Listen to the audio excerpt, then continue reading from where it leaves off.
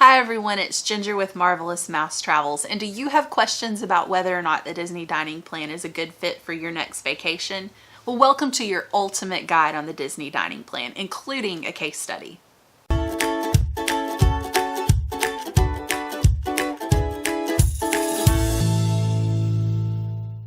I recently had the opportunity to go live in our agency's Facebook Disney World Tips group to talk about the Disney dining plan. And what you're about to see is a recording of that live event.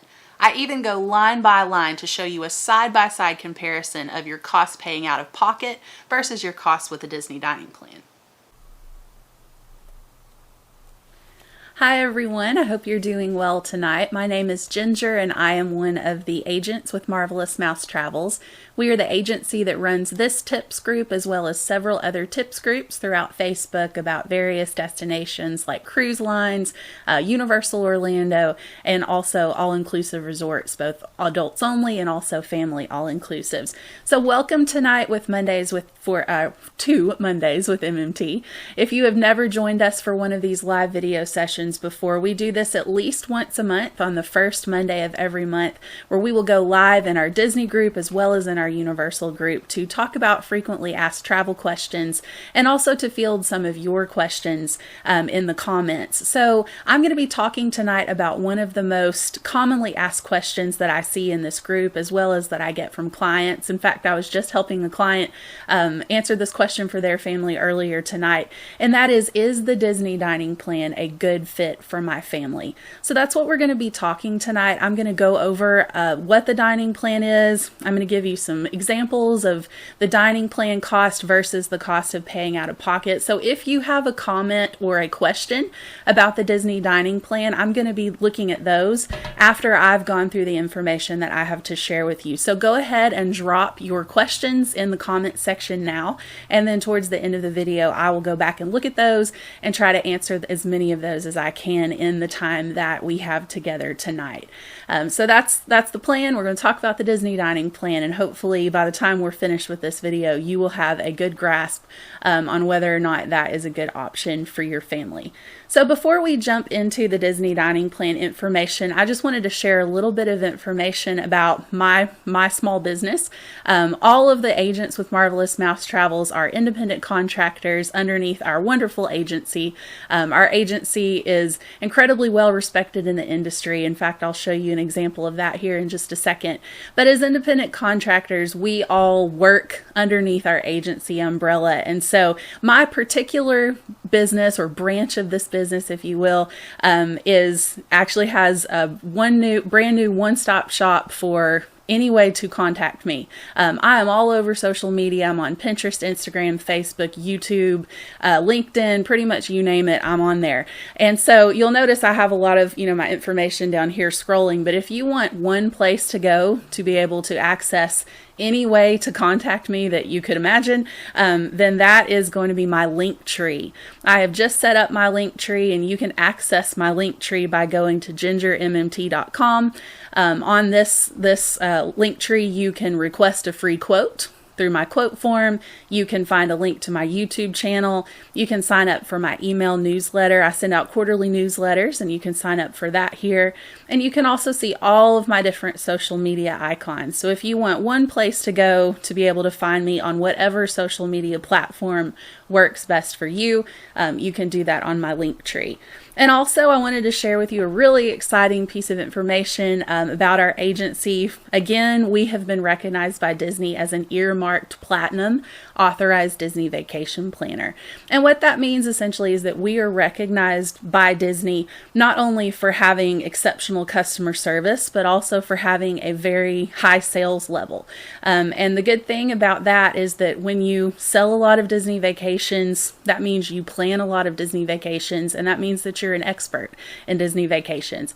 So not all travel agencies are created equal. Not all travel agencies specialize in Disney, but Marvelous Mouse Travels does. The great thing for you as a consumer is that all of our agents, our services are 100% free to you as the consumer. We are paid directly by Disney, so you're going to pay the same to book through us that you would pay to book on Disney's website, but you're going to get the added benefits of working with someone who has done this a whole lot of times, someone who has been trained by Disney to be an expert in their vacation product. So that's the benefit to you as a consumer. We help with things like booking fast passes, booking dining, and we also help you answer questions like the question we're going to be talking about tonight. Is the Disney dining plan worth it? We can give you personalized information about that that's unique to your family.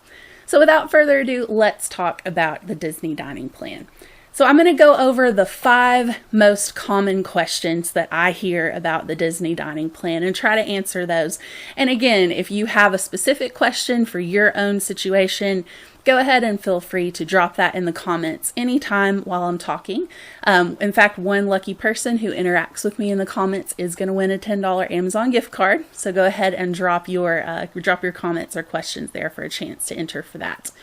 So the number one question that I'm going to talk about tonight is, what is the Disney dining plan? And essentially the simplest answer to that question is that the Disney dining plan is a way to prepay for your food. So the benefits of this are that, first of all, you can budget for your food in advance. And when you get to the parks, if you go with the standard plan or the deluxe plan, and we'll talk about the differences between the plans in just a second, but if you go with a plan like that, all you're going to pay once you actually get to the parks is gratuity. And if you get the quick service dining plan, then you're not going to pay anything for food when you get to the parks. You're going to have already built that into the cost of your vacation. You're going to already be able to have budgeted for that. And it does give your Disney vacation that kind of all-inclusive feel. So that's essentially what the Disney dining plan is. It's just a way to prepay for your meals at Disney World.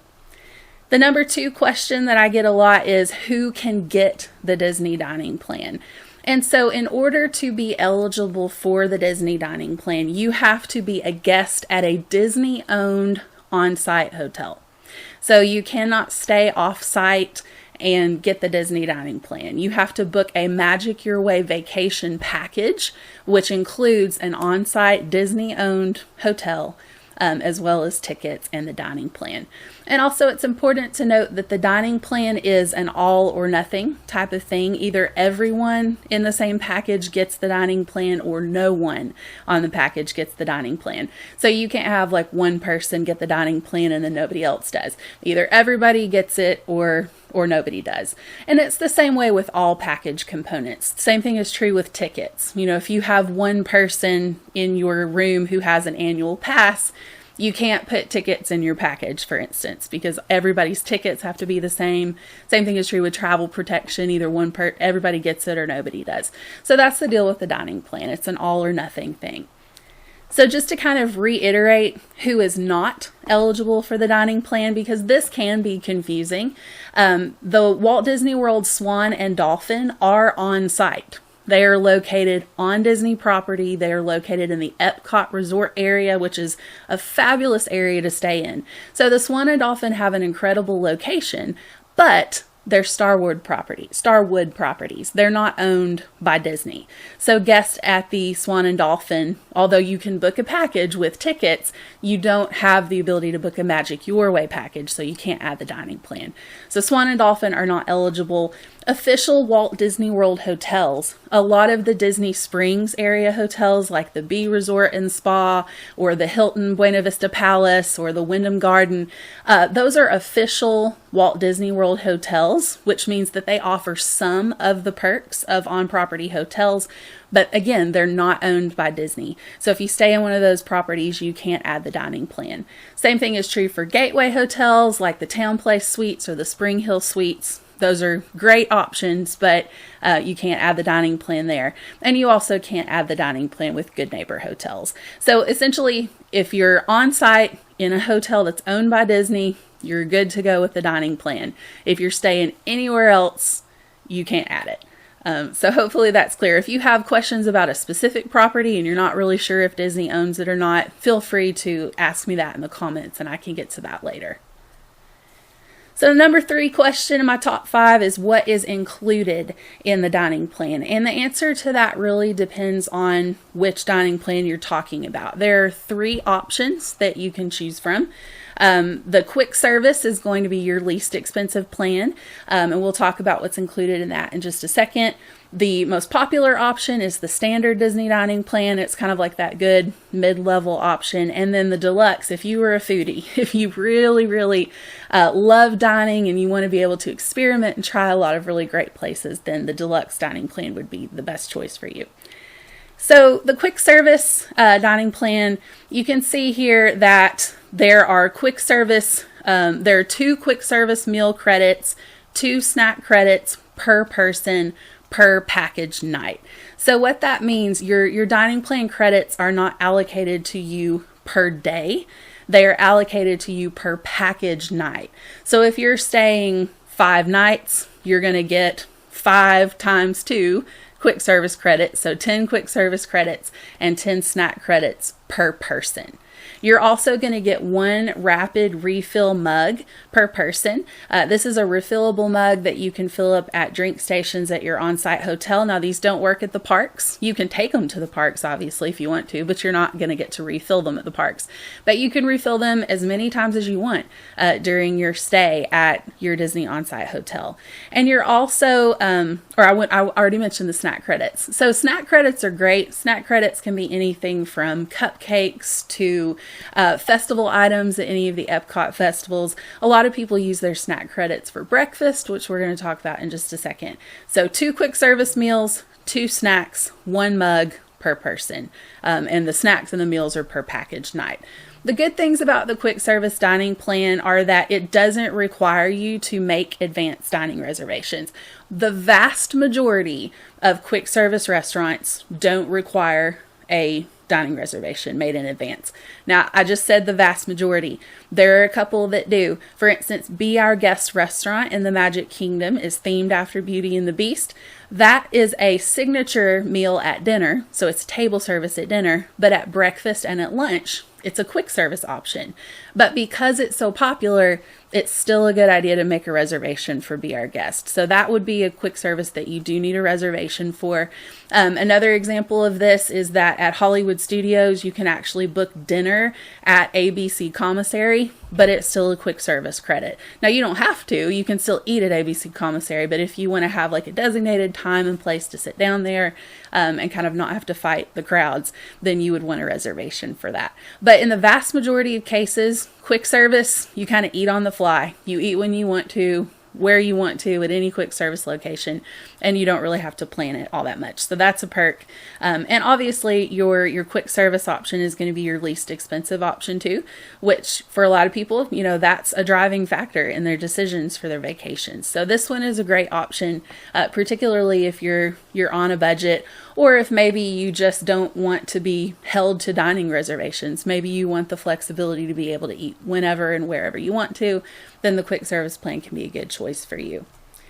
The second option is the standard Disney dining plan. This is my personal favorite. I like it because I feel like it's the best of both worlds, and that's probably why it's Disney's most popular dining plan option, because you get 1 table service credit and 1 quick service credit per person per package night. So again, if you're staying 5 nights, that'd be 5 table service credits, 5 quick service credits, 10 snack credits, because it's 2 per person per package night. And then you also get that great rapid refill mug again. So I love the standard dining plan, mostly because you can use your table service credits for character dining. I am a huge fan and advocate of character dining. And my reason for that is honestly that you have to eat anyway. Like, everybody's got to eat when they go to Disney World. And so character dining gives you the opportunity to meet characters while you're doing something that you already have to do. And it keeps you from standing in super long lines or having to use a fast pass to meet a character. So you can use your fast passes and your park time for other things, because particularly if you book a meal like Akershus Royal Banquet Hall, you're going to meet 5 princesses in one meal. Whereas if you were standing in line for each individual princess, that's going to eat into your park day really, really quickly. But you have the ability to kind of knock all of that out in one go. And so I love character dining, and I think that character dining is one of the best ways to use those table service credits. So that's why I like the standard plan so much. It's the one I book for my family. It's my personal favorite. And the third option is the deluxe dining plan. Now, the deluxe dining plan is not just going to give you 2 credits per person per package night. It's going to give you 3. And those 3 credits can be used at either quick service or table service locations. So you have a lot of flexibility with the deluxe dining plan. You still get 2 snack credits per person per package night, and you still get that rapid refill mug. But this is a great option for those of you who might be interested in doing some signature dining. There are some signature restaurants which require 2 table service credits. For instance, Cinderella's Royal Table is probably the most popular restaurant reservation in all of Disney World because it's in Cinderella Castle, in the heart of the Magic Kingdom. You get to meet 5 princesses. Like, there's a lot to love about Cinderella's Royal Table, and that's why it costs 2 credits. So that's a signature experience. Some others are Le Cellier, which is a steakhouse in Epcot. That's a 2 credit meal. California Grill at the top floor of the Contemporary Resort with that beautiful fireworks view. That's a signature meal worth 2 credits. So if you want to experience some places like that, then the deluxe option can be great for you because it's just going to give you more credits, and it's going to give you the ability to eat at some of those signature locations. Or maybe your family just likes to have a scheduled breakfast, lunch, and dinner, and so you want 3 credits to be able to allow for that, then the deluxe plan can be a really good option. So that's a little bit of an overview about what the dining plan is, the different types of dining plans that we have. So I think this is probably the most asked question that I get, and that is the dining plan worth it? And I think what we mean when we say worth it is it worth the money? Because admittedly, the dining plan is a chunk of change, right? It's a lot of money. And so the best way that I could think to kind of illustrate whether or not it's worth it was to show you just real numbers, a case study of my family's next Disney vacation. So I'm currently in the middle of planning a Disney vacation for myself. It's going to be me, my husband, my parents are going to come with us, so that's going to be a lot of fun. And then I also have 2 kids under the age of 10. So we're a party of 6 all total, and we have a trip planned for this summer. And so what I did was I looked at all of the restaurant reservations that we had made, and I went to the menus on Disney's website. I looked at the prices. I picked out what our family would realistically order at each quick service and each table service that we had booked or that we planned to eat at. And then I just crunched the numbers. I added in tax because the dining plan already has tax included. So I added tax to the out-of-pocket costs. And here's what I found. So our family's plan when we go this summer, we're going to have a quick service meal in Animal Kingdom at Flame Tree Barbecue for all 6 of us to eat with tax. That's probably going to be about $100. Topolino's Terrace is a brand new character meal at Disney's brand new Riviera Resort. We are going to have a character breakfast there for around $230, just shy of $240. We're going to eat at Beaches and Cream for about $123.54 out of pocket. When we're there, we're actually going to be using 4 of our snack credits with our meal because you want to at Beaches and Cream. There's a lot of great things you can use snack credits for there. We're also going to have a character lunch in Hollywood Studios at Hollywood and Vine for just over $300 if we were paying out of pocket. We're going to have a quick service dinner at ABC Commissary, which is just shy of $100. We're going to do that great princess meal at Akershus Royal Banquet Hall in Epcot for just shy of $300 if we were paying out of pocket. We also have a lot of different quick service restaurants. We like in Epcot. Every family member likes something different. So I just pulled the prices for all the places we're going to eat there. We're going to do breakfast and lunch at Be Our Guest. You can tell I love Be Our Guest. We're eating there twice. And then we're also going to do, I put Hollywood and Vine on there twice. That last one is actually supposed to be Crystal Palace. We're going to do the Winnie the Pooh dinner at Crystal Palace. So the total cost with tax, based on what my family would realistically order, is $1,848.44. Now that's not counting any snacks we might want through the day. That's also not counting the cost of any resort refill mugs. This is just our meals based on what my party of 6 would realistically order. So to compare, the cost of my dining plan was $1,873.46. Now you might look at that and you might think, okay, well, you're paying more for the dining plan. But keep in mind, the dining plan cost includes 6 rapid refill mugs, 1 for each member of my family, and 60 snack credits that I didn't even account for. So I mentioned when we were eating at Beaches and Cream, I calculated the equivalent of 4 snack credits and the cost of Beaches and Cream. So that means over here on the no dining plan side, I have 56 snacks. If I were to take the same thing I'm paying for included in that $1,873 for my dining plan, if I were to pay out of pocket for those 56 snacks at an average of $5 a piece, that would be an additional $280, plus the cost of those 6 rapid refill mugs would be $120. So my total out-of-pocket cost for the same exact components would be $2,248.44. So I actually save almost $400 with the dining plan for my family. Now, granted, everybody's family's eating habits are different. So I get that you might not find as much value in the dining plan for your family as my family would. But for us, it's a no-brainer to get the Disney dining plan. And that was calculated based on the standard dining plan, the one that gives you 1 table service and 1 quick service meal per person per package night, along with 2 snacks per person per package night, and that refill mug.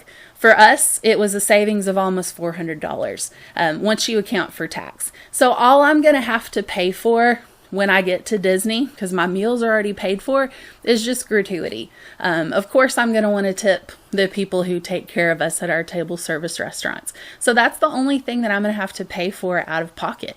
And I could probably, cover that easily with what I'm saving, having gotten the dining plan. So for us, the dining plan makes a ton of sense. And that's just for my family, but hopefully seeing some hard numbers can help you make the decision of whether or not it'd be right for your family. So speaking of value, let's talk about some ways to maximize the value of your dining plan if you do choose to add it.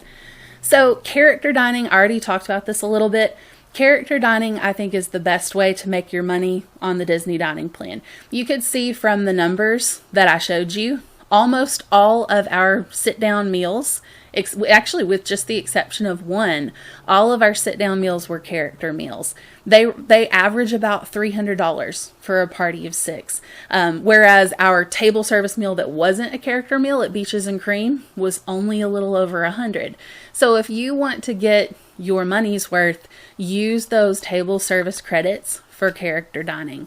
Not only are you going to get the most bang for your buck that way, but you're also saving your fast passes and saving your park time by not having to stand in line for characters. You're getting to meet, choose the character meals that give you the most characters. Go somewhere like Akershus Royal Banquet Hall where you can meet 5 princesses in one. Go to that new Topolino's Terrace breakfast where you can meet Mickey, Minnie, those classic characters. Choose the ones that are going to be the best value in terms of just the number of characters that you're going to get to see. Another great way, and I didn't even do this when I was calculating the cost of my plan, but drink specialty beverages. For adults over age 21, alcohol is actually included in your dining plan with both your quick service credits and your table service credits. So you can order 1 alcoholic beverage if you want. I didn't even account for that when I was crunching our numbers because we're not really big drinkers in our family. We that's not something that we would ever realistically order in a restaurant. So I didn't even account for that in the cost of what our family would pay out of pocket for the dining plan. You can also get non-alcoholic specialty beverages though. If you're not a drinker either, you can order a smoothie, you can order specialty coffee, specialty hot chocolate. There's lots of specialty beverages that are not alcoholic that you can also get with your dining plan. And I didn't even include that, if I were going to pay out of pocket for those. I just accounted for like regular soda or juice or coffee or something like that. Now you'll notice I didn't follow my own advice on this next one in terms of maximizing your dining plan, but if you eat dinner with those table service credits instead of breakfast, you're going to get the biggest bang for your buck. You could tell from my numbers, the dinners were over $300, the breakfasts were under $300. So definitely dinner costs more, and lunch does too, than breakfast. So that's probably going to be a better value in terms of, money for your credits. But we just happen to like breakfast food. So we chose breakfast anyway. I could have saved even more if we hadn't done character breakfasts, but I just like them. So we did it anyway. Also, ordering the most expensive thing on the menu. If you go somewhere that doesn't have a buffet, then order the steak. Get the filet mignon, get the lobster, get the most expensive thing on the menu, because you've paid for it. Like, you've paid for the steak every bit as much as you've paid for the chicken. So get the most expensive thing, and get the full value of what you've paid for. And also, you can use those snack credits for breakfast. If you get the quick service or the standard dining plan and not the deluxe, then use one of your 2 snack credits each night for breakfast, or, package night. I know you don't eat breakfast at night, but you know what I mean. Take those 2 snacks per package night and allot them over the course of your days to have breakfast each day.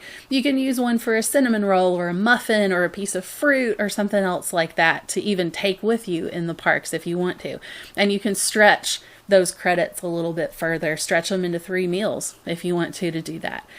So that's just some tips for maximizing the value of your dining plan. So the last question that I'm going to talk about in my top 5 is, what about free dining? If you've been on this page for any length of time, you have probably heard the words free dining, or if you have been researching in Disney circles for any length of time, I'm sure you've heard somebody talk about free dining. So free dining is Disney's most popular promotion. For the past 2 years in a row, they have released it on January 2nd, and it's one of those promotions that people wait to book their Disney vacations until free dining comes out. The benefit for people who book with us as agents is, as soon as that promotion comes out, if you've already booked and you didn't have free dining, we can go in and retroactively apply that promotion to your booking to save you money. But free dining is Disney's most popular promotion because you get the dining plan for free. Now, of course, there are package restrictions that come with this. Free dining for the past several years has required a minimum of a 4 nights hotel stay, a minimum of 4-day park hoppers. They also limit what type of dining plan you get for free. So for instance, value and moderate resorts get the quick service plan for free. Now you can pay to upgrade to the standard and still get a savings, but it's not free. You're only getting the value of the quick service meal free with a stay at a moderate or a deluxe, or a moderate or a value resort. Guests at deluxe resorts get the standard Disney dining plan for free. So that, that's obviously a great value. That standard Disney dining plan gives you a lot of options for character meals and stuff like that. So they have limited it a little bit. They also, this year in particular, really limited the dates of free dining. I think there was only something like 16 eligible check-in dates for free dining so far this year. So all that kind of leads into my second point.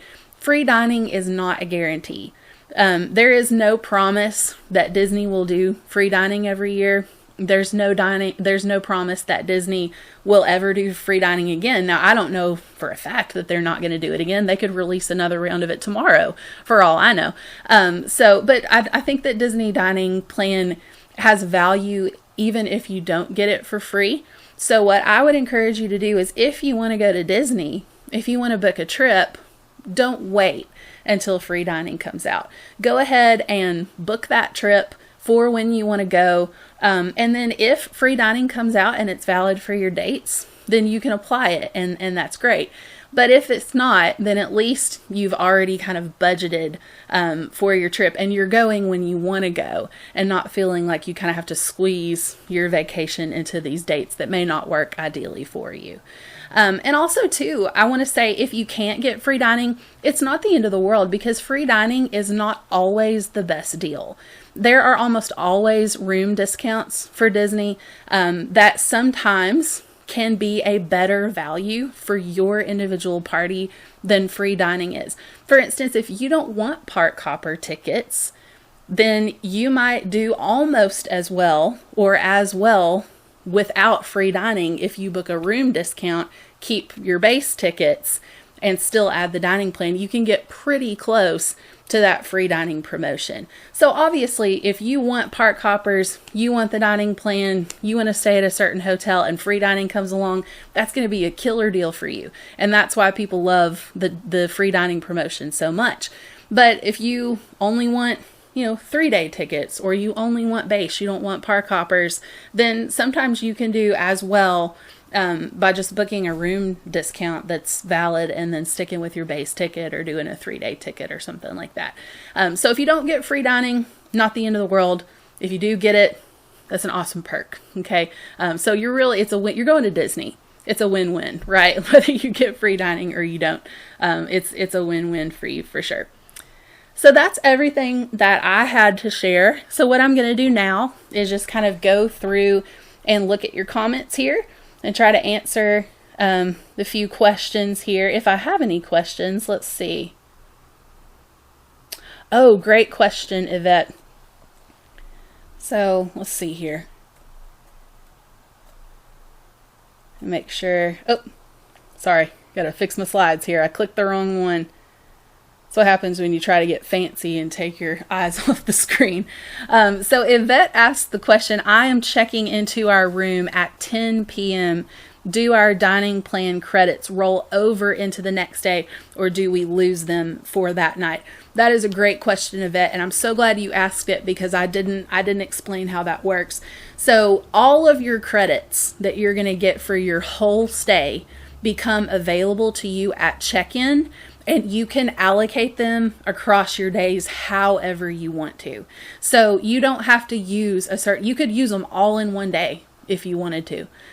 You can parcel them out evenly if you want to.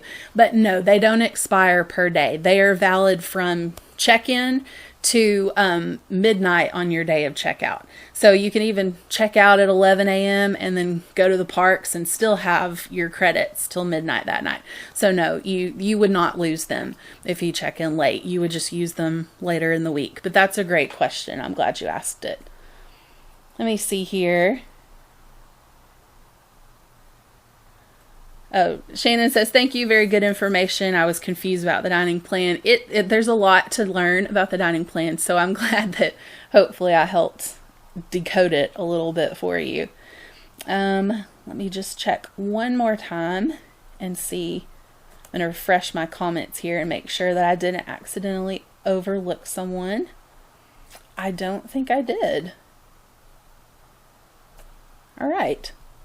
Well, thank you so much for joining me tonight. If you do think of any questions, or if you stumble across this video after the live session has ended, you can find my contact information again at my brand new link tree, which is GingerMMT.com. You can reach me from there via email, submit a quote through my quote form. You can find me on pretty much any social media outlet.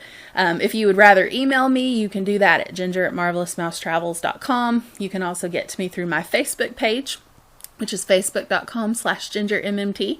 And if you're wanting to check out some of those character meals that I mentioned, things like Akershus Royal Banquet Hall or Trattoria Al Forno, I have a ton of character meal reviews over on my YouTube channel. You can access my YouTube channel through my link tree, but you can also go there directly by going to youtube.com/GingerMMT. I've got Ohana breakfast on there. I've got Akershus. I've got Cinderella's Happily Ever After Dinner. I got a lot of restaurant reviews on there. So if you want to check out what a character meal is like, and the food that you get and kind of our review of our experiences there, head over to the YouTube channel and you can check that out.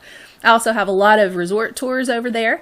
My most popular one is Art of Animation. I was looking at it last night. It just crossed over 62,000 views. That's awesome. I'm so honored and so humbled that so many people have found that video helpful. So head over to the channel, youtube.com/GingerMMT. Give it a subscribe, and you can always ask me questions in the comments of the videos, or you can reach out to me through any of these other channels that I have mentioned to you. And again, booking your vacation through a Marvelous Mouse Travels agent like myself is no additional charge versus booking directly on Disney's website. You just get the free advice and personalized customer service of a travel agent in your corner to help you make decisions for your trip. So again, thank you so much. I'm going to do one more quick break, like kind of just glance through my comments here. Make sure I haven't missed anything. I think I got them all. But again, if you think of a question, it's not too late just because the video's over. You can ask me. I will be doing the drawing for the Amazon e-gift card on my Facebook page sometime tomorrow. So check my Facebook page, and if you happen to be the winner, then I will message you directly and let you know that you've won, and I will get an email address from you to send that Amazon gift card. So again, thank you so much for joining me tonight, everybody, and I hope you have a wonderful evening. We'll see you next time. I hope you found that information helpful, and if you have specific questions about your family and whether or not the dining plan would be a good fit for you, you can always reach out to me directly, or better yet, you can book your vacation through me and I can help walk you through the whole process at no additional charge to you. So contact me soon and I would be happy to help you plan a marvelous vacation.